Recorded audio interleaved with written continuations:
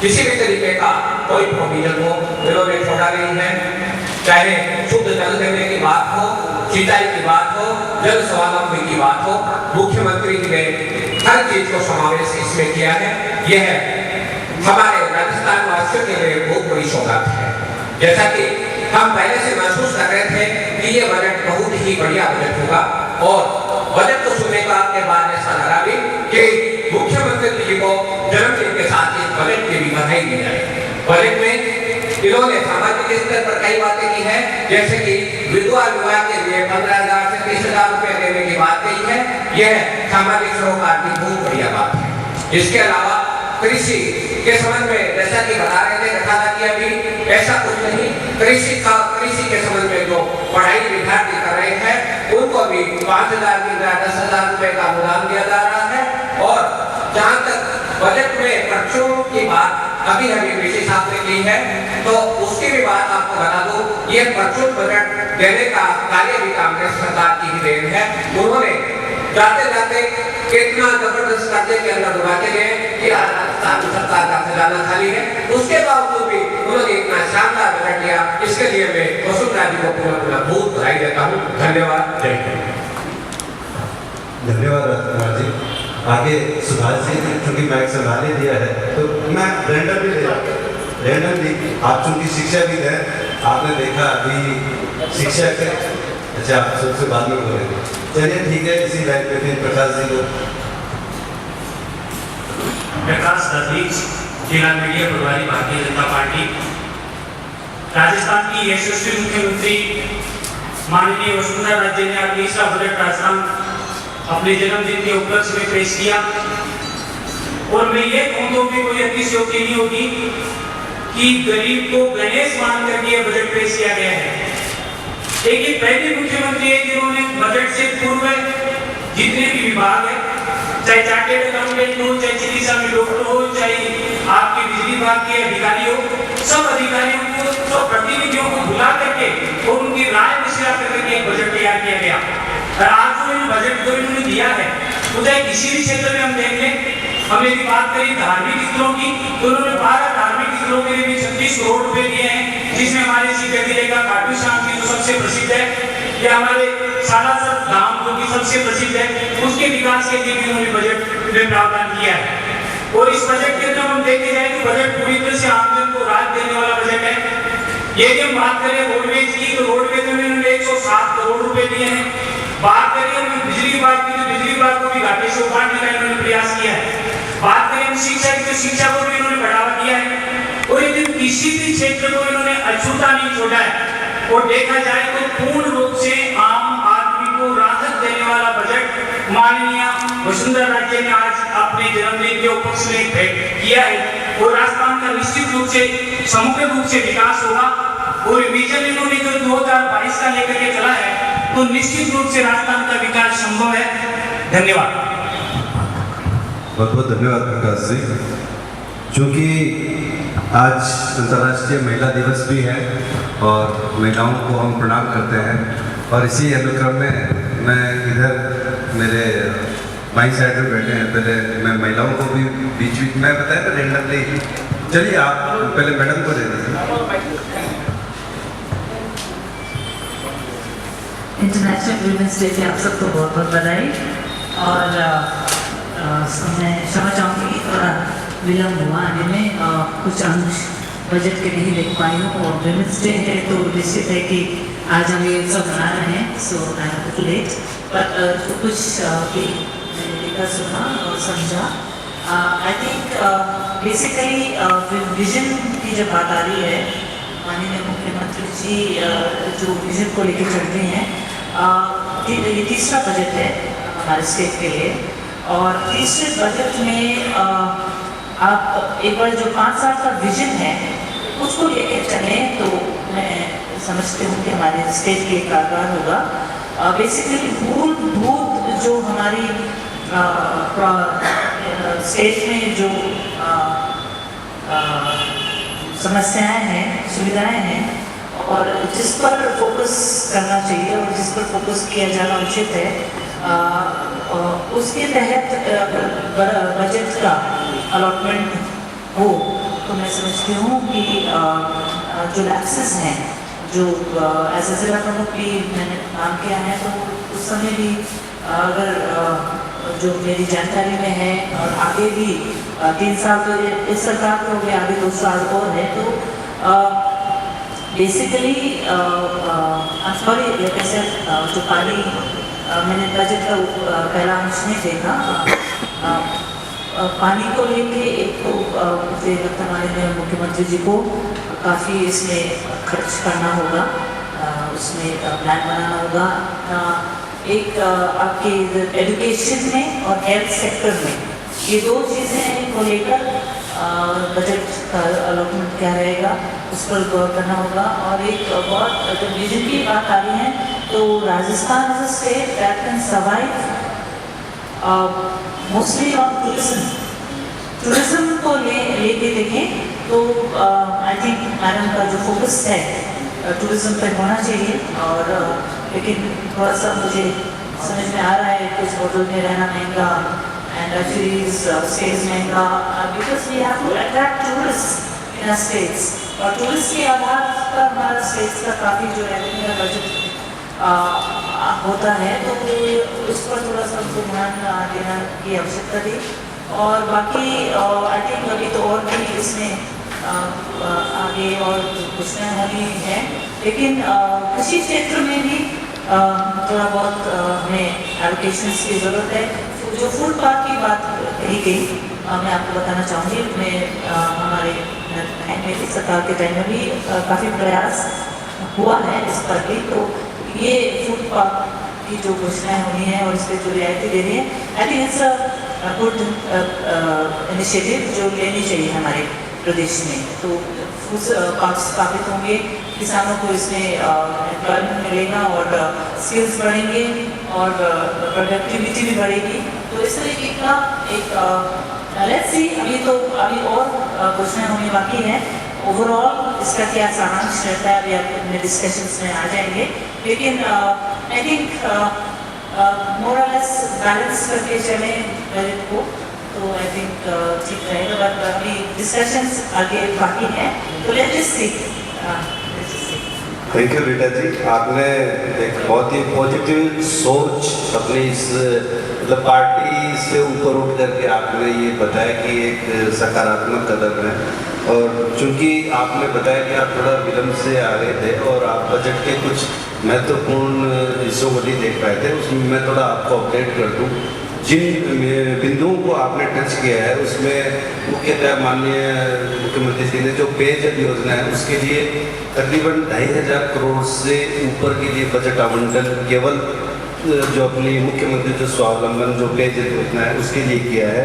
साथ में जो आपने बताया था टूरिज्म के लिए, तो टूरिज्म में भी उन्होंने जो जयपुर और उदयपुर जो स्मार्ट सिटीज़ के लिए जो व्यवस्था की है उनके लिए बजट आवंटन किया। उसके साथ में 37 जो अन्य शहर हैं उसमें सीकर का भी एक शहर है फतेहपुर, उसके लिए भी उन्होंने जो उसका मेन जो आधारभूत संरचना के लिए 4200 करोड़ रुपए की अलग से साथ में उनके लिए भी बजट दिया है।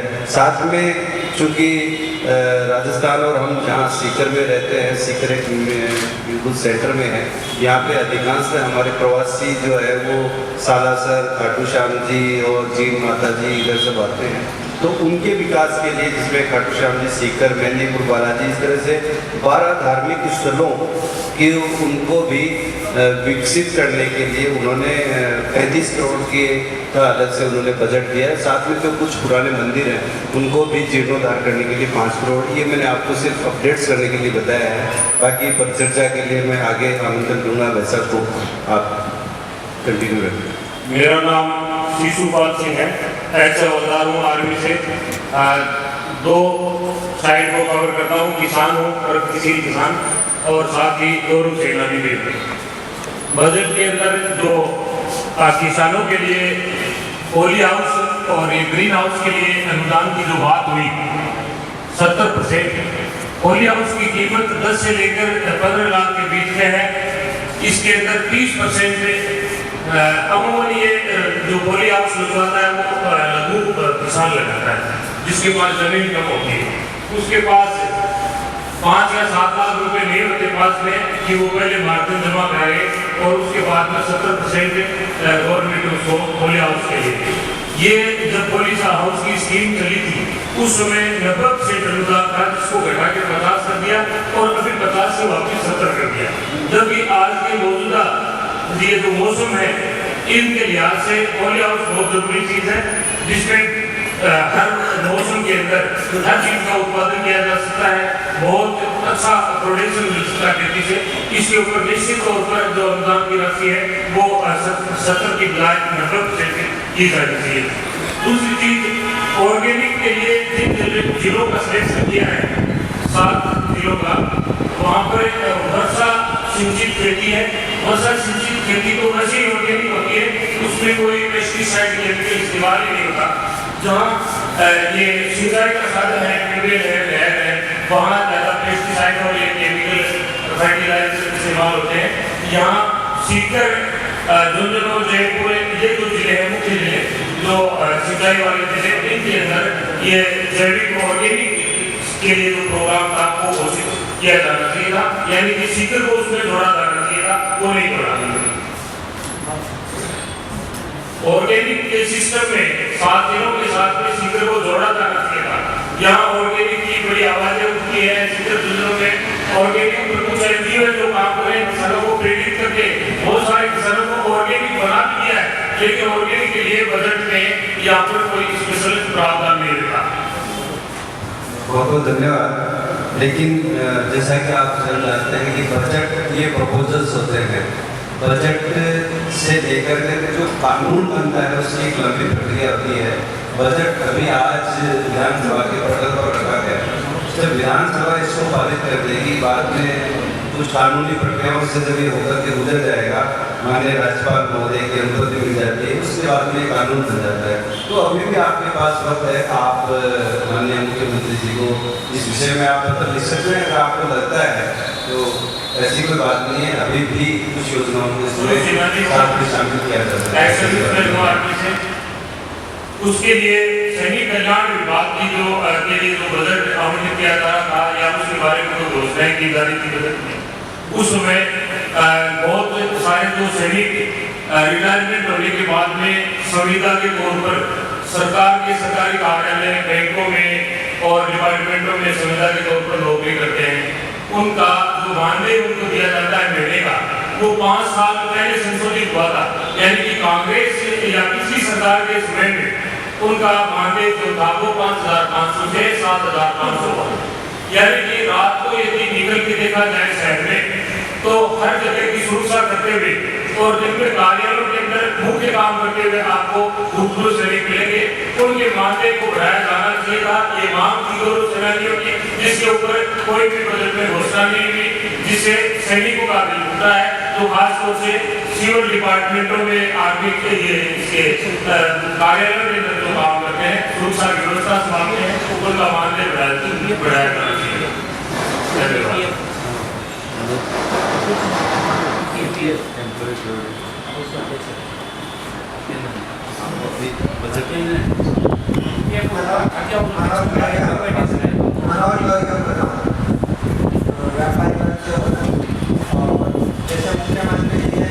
आपका मुख्य रूप से क्या व्यापार है?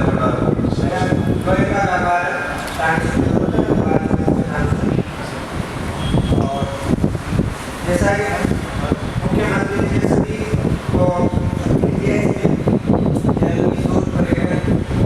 और सब चीज़ों को जो शामिल किया है, व्यापार में तो हमारे को कई चीज़ों में राहत की है, लेकिन अभी जो व्यापार आर्थिक रूप से कमजोर चल रहा है, उसको देखते हुए आशा कर रहे थे कि मुख्यमंत्री जी व्यक्ति धर्मों को परिवर्तित करेंगे। आयरन और कई चीज़ों में जैसे बिल्डिंग मटेरियल है और कंस्ट्रक्शन में मटा है तो उसमें, लेकिन इन्होंने केवल कॉन्ट्रैक्टर्स के लिए कुछ रेट के करार दिए, बाकी हम आशा करते हैं कि वो ठीक है, बहुत धन्यवाद। एक बार माइक मैं इधर घुमाना चाहूँगा।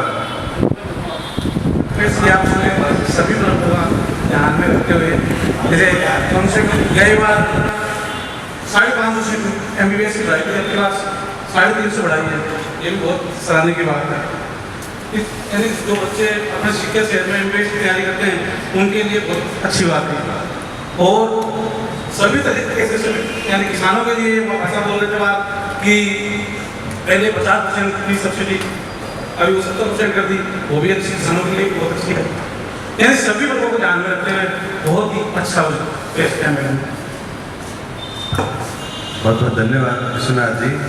और महिला, मेरे पास एक और महिला बैठी है, भाजपा किसान मोर्चा के महामंत्री नीलम जी। आप सदन को वैसे अपना परिचय स्वयं दें। मतलब असलियाड़ो परिचय बन रही सर्वप्रथम तो महिला दिवस की मैं आप सभी को हार्दिक शुभकामनाएं दूंगी, महिलाओं को भी और पुरुषों को भी, क्योंकि पुरुषों का भी अस्तित्व महिलाओं से ही है, अगर आप लोग समझे तो। धन्यवाद। देखिए, आज हमारे मुख्यमंत्री जी ने जो बजट पेश किया है, अपना अपना नजरिया है। पॉजिटिव लोग इसको पॉजिटिव तरीके से देख रहे हैं, नेगेटिव की तरफ से।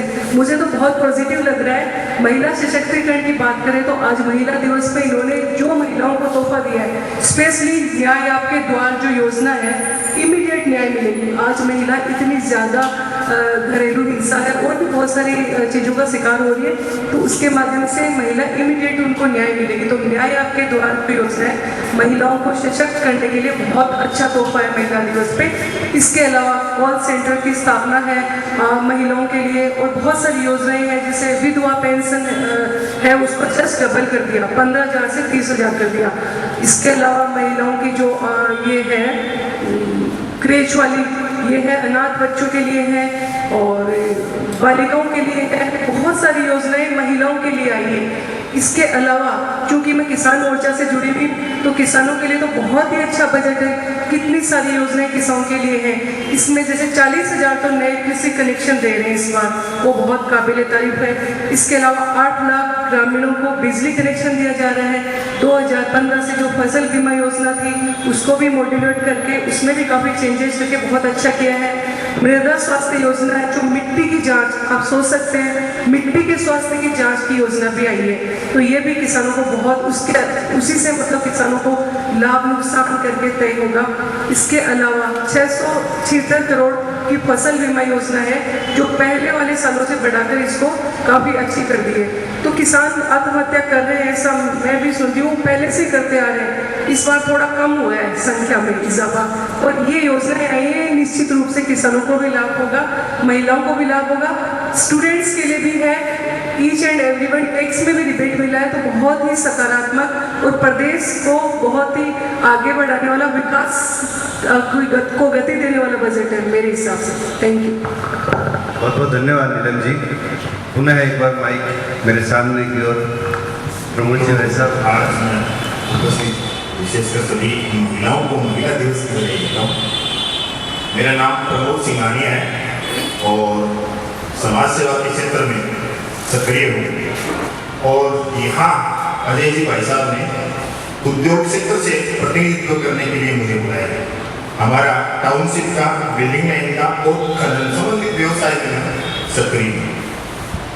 आज का जो बजट है, मैं मानता हूँ कि ये बजट गांव, गरीब, किसान, सैनिक और महिलाओं को समर्पित है। अभी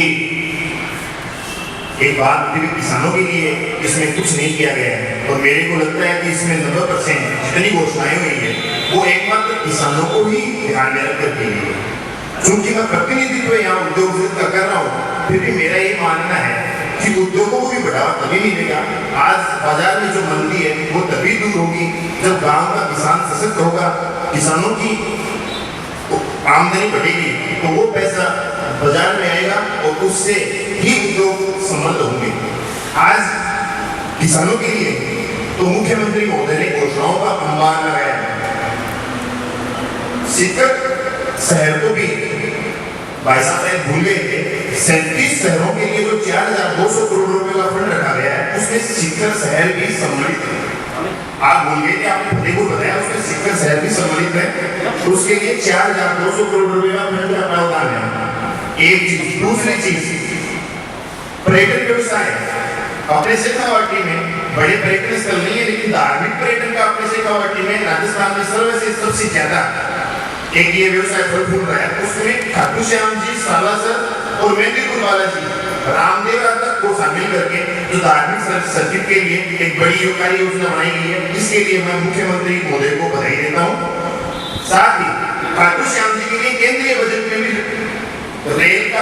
रेलवे ने भी रेल चलाने के लिए सर्वे किया है और उसके लिए केंद्र सरकार की बधाई की पात्र है, क्योंकि मारवाड़ी समाज के सदस्य मांग रही है कि साला सर खाटू श्याम जी को रेल से जोड़ा जाएगा। दूसरी चीज, बिजली उद्योग की, कोई भी उद्योग लगता है तो उसकी सबसे पहली मूलभूत आवश्यकता होती है बिजली, ऊर्जा, अच्छे सड़क मार्ग और पानी। मुख्यमंत्री ने बिजली बोर्ड, राजस्थान बिजली बोर्ड जो लगभग बीमारी क्या मैं तो कहूँ वेंटिलेटर पर था, उसको उन्नत करने के लिए बड़ी घोषणा की है, उसके कार्य वगैरह जो भी प्रेमा के लिए। उसके अलावा मिसिंग लिंक में 1000 किलोमीटर की सड़कों का निर्माण और 5,500 करोड़ रुपए लगभग 2800 किलोमीटर की नई सड़कों का निर्माण की जो मुख्यमंत्री ने घोषणा की है, वो उससे अंततः उद्योग जगत को संबल मिलने वाला है। किसानों के लिए एक सबसे बड़ी जो अच्छी मेरे को लगी है योजना, वो अनाज भंडारण की। इससे किसान भी लाभान्वित होंगे और उद्योगपति भी है, जो भी उद्योग में काम करता है वो भी उसमें अच्छा उसको लाभ मिलेगा। किसानों को अनाज भंडारण होने से अनाज भंडारण के लिए 170 करोड़ रुपए की योजना राज्य सरकार ने दी है, तो किसानों को अपने उपज को अच्छा मूल्य मिलेगा और नजदीक में भंडारण व्यवस्था होने से व्यापारियों को भी लाभ मिलेगा। किसानों के लिए नए तंत्र और सिंचाई तंत्र को मजबूत करने के लिए लगभग 10,000 करोड़ रुपए की घोषणा की गई है।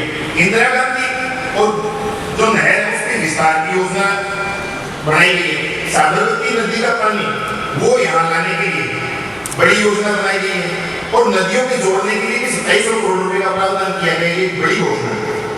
इसका आगामी भविष्य में 4 से 5 साल में आपको बड़ा लाभ देखने को मिलेगा। सौर ऊर्जा के क्षेत्र में मुख्यमंत्री ने बड़ी घोषणाएं की और सौर ऊर्जा को बढ़ावा देने के लिए काफी सारी इसमें बातें हैं।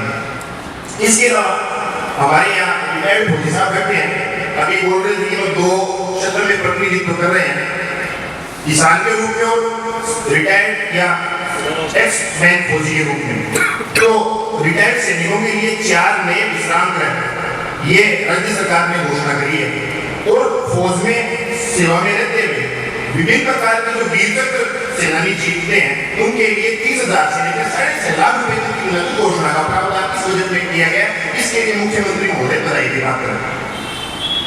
एक मैं निवेदन करूं, अभी मैं कुछ अच्छी बातें बता रहा हूँ तो रिटायर्ड सिंह जी और जाट साहब ये सोचे कि मैं भाजपा प्रतिनिधित्व कर रहा हूँ, अभी जो कमी होगी वो भी बताऊंगा। इसके अलावा पेयजल के लिए मुख्यमंत्री ने बड़ी घोषणाएं की है। पेयजल के लिए और ग्रामीण क्षेत्र में शुद्ध पेयजल उपलब्ध कराने के लिए 400 करोड़ रुपए आरओ के लिए उन्होंने प्रस्तावित किए हैं। ये एक बड़ी योजना है फ्लोराइड पानी उपलब्ध करवाने के संदर्भ में 4000 नए हेडपंप खुलवाने की इसमें घोषणा है। दूरस्थ जो स्थान है जहाँ छोटी गाड़ियां ये बहुत अच्छी चीज है। दूसरी चीज शेखावाट के बहुत सारे विद्यार्थी पशु चिकित्सा के क्षेत्र में वेटनरी कंपाउंडर इसके क्षेत्र में काम कर रहे हैं, तो मुख्यमंत्री ने एक बहुत बढ़िया घोषणा करी है 10,000 रुपए प्रति विद्यार्थी जो वेटनरी के संबंध में काम कर रहे हैं उन बच्चों को प्रोत्साहन के रूप में ये राशि करी है, ये बहुत अच्छी है। लगभग 200 करोड़ रुपए से ज्यादा उच्च शिक्षा ले रहे बच्चों को लैपटॉप वितरण करने के लिए रखी है। ये एक बड़ी घोषणा मुख्यमंत्री ने विद्यार्थियों के लिए करी है। महिलाओं के क्षेत्र में तो अभी मिश्रा जी ने खूब बता दिया। उसके अलावा उद्योग जगत में मुख्यमंत्री को बधाई दूंगा कि रियल एस्टेट में उन्होंने डीएलसी दरों में कोई बदलाव इस वर्ष नहीं किया। डीएलसी रेटें नहीं बढ़ाई है, इसके लिए मुख्यमंत्री बधाई की बात करें वो रजिस्ट्री में बढ़ी है 10% डीएलसी बढ़ा दी। नहीं डीएलसी नहीं बढ़ाई। मैं निवेदन करूंगा आप इसको करेक्ट कीजिएगा क्योंकि मेरा क्षेत्र था तो मेरी इस क्षेत्र में विशेष नजर थी। डीएलसी नहीं बढ़ाई है, रजिस्ट्रेशन शुल्क में 10% की वृद्धि की तो बहुत ज्यादा नहीं है। अगर डीएलसी बढ़ती तो हजारों रुपए का फर्क पड़ता है, मिनिमम 100-500 रुपए बढ़ने वाली बात है बड़ी रजिस्ट्री में। मतलब किसी भी प्रकार की भूमि हो, चाहे वो व्यावसायिक हो, कृषि भूमि हो और आवासीय हो, उसमें किसी प्रकार की डीएलसी लगने कोई वृद्धि। दूसरी चीज उद्योग जगत में बहुत बड़ी राहत है, नए उद्योग जो भी लगा रहे हैं तो उद्योगों के लिए जो रूपांतरण होगा उसमें रूपांतरण है वो पूरा का पूरा 100% मुक्त किया गया है। ये मुख्यमंत्री की बड़ी घोषणा है। पहले 50% छूट थी और 50% से बढ़ा के वो छूट उन्होंने उद्योग जगत के लिए 100% के लिए, इसके लिए ये उद्योग जगत के लिए बहुत अच्छा कार्य है।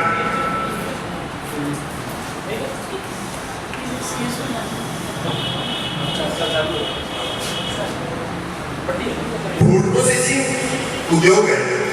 फूड प्रोसेसिंग उद्योग के लिए इन्होंने 2 करोड़ रुपए के जो उद्योग लग रहे हैं उन्होंने इसमें विशेष छूट की बात के लिए सराहनीय 5 से 25 करोड़ रुपए और 25 से 100 करोड़ रुपए तक के जो नए उद्योग लग रहे हैं उनमें मुख्यमंत्री ने नए उद्योग प्लस जो नए स्टार्टअप योजना में जो आ रहे हैं उनको भी खूब छूट दी। इसके लिए बधाई की बात करें तो मैं ये समझता हूँ कि जो बजट विकास